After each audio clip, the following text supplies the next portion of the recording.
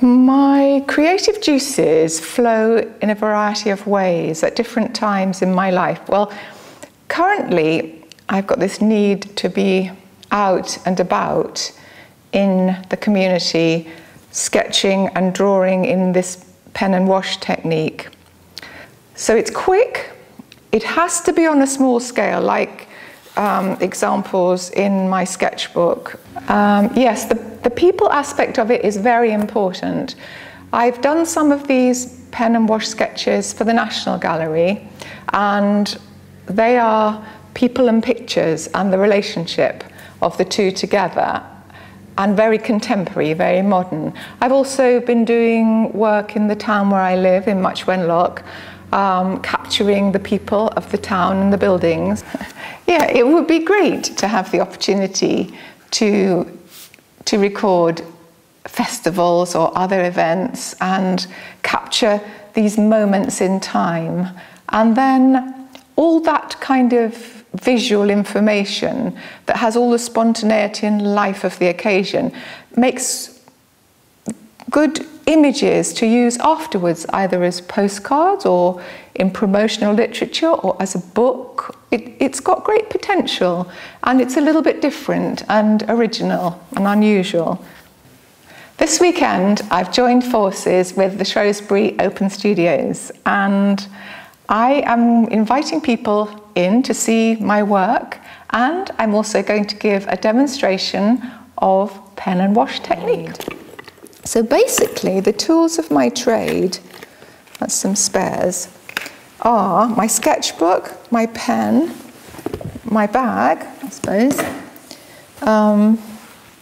which means I can work in a very small way, even smaller when I have my little sketchbook. And then I can work direct. Let's make sure there's some ink in there. Now, this is the scary bit, just starting. So I would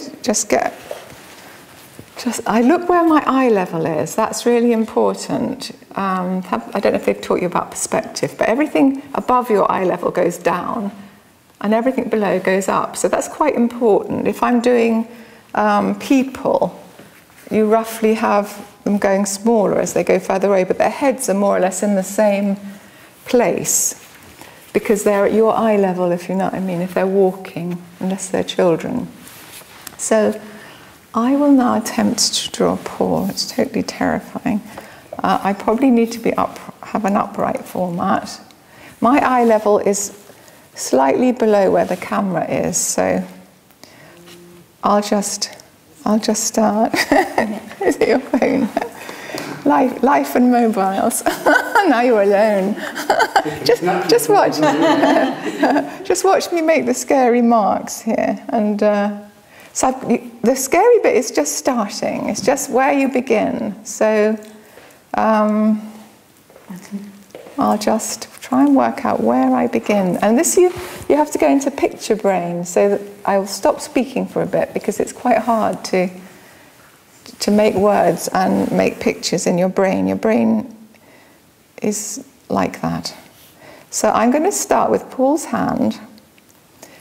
And above, what's quite good is that there's pictures above Paul's head, and I want to get some of those in because they're partly the situation. So actually if I roughly just go like that.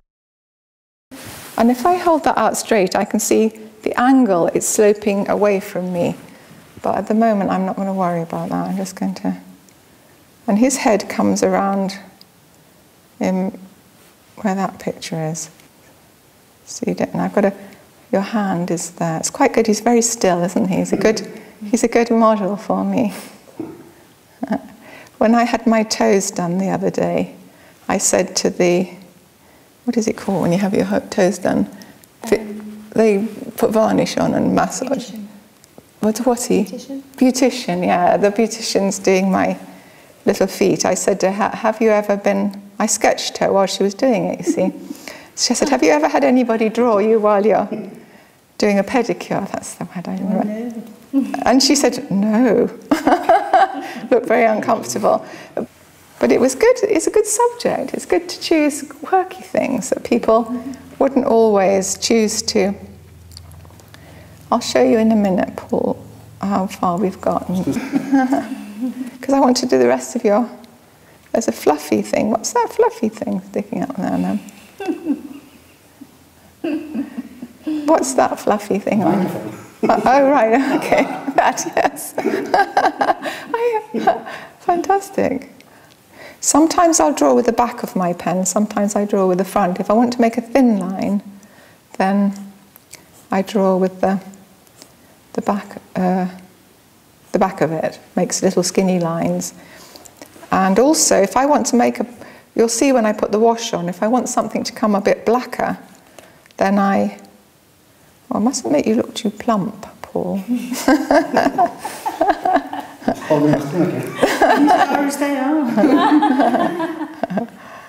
Vanity, vanity, vanity. So that's coming from his ear, that's his little wire. Now your hand, that comes, it's quite technical as well, because you're looking at a funny machine that you're not used to looking at. And hands are really difficult. You find hands difficult? Have you attempted them? Yeah. They're really bad. They're very difficult to draw. There's a whole technique with hands. But they're good if you practice a lot. Just keep practicing. Now he's moved his hand out of the way. But that's better. Thank you, Paul. They're very tricky, but even more tricky when you've got to just one go at them. So I just sort of guess at it a little bit like that. And then there's a bit of foreshortening on your arm. What I'm going to have trouble with is drawing these legs straight of this gadget. Oh. Put you in roughly. And then I'm going to draw your eyes now, Paul, and your glasses. It's a bit more fun when there's a bit more of you. I'm getting there. They are fun in that they're quite playful pen and inks. That's something to remember. You're not to worry. You know, if you have a go and you do one, don't worry. You can always do another one if it goes wrong. You know, I mean, it's not the end of the world. It's scary being confronted with a white piece of paper. It's extraordinarily frightening. But now. Camera. 3 legs, like a big bug. It doesn't matter if things aren't quite straight as well, because you're just doing an impression. That's the thing to remember, and that takes the pressure off you. You're not a cameraman, you're an artist. And I look where something comes in relation to something else, like the little joins in the camera that have that bit where the 3 join together on the tripod, comes a little bit down his legs. Do you know what I mean? I see, and this is a key to drawing, is that nothing ends but something else begins. So I think the t-shirt comes about, and then you more or less get things in the right place. It's quite tricky, but if you always measure one thing in relation to another thing, it's the sort of the key to it, really. And then his legs are in there somewhere. Hopefully. They were. And the other bit of leg comes. So this is how I did the Paddy Ryan's queue outside the butcher's as well. Oh, you've got a very thin leg there, Paul. Sorry about that. You can't always flatter people. It's tricky. So that's quite nice that that's there.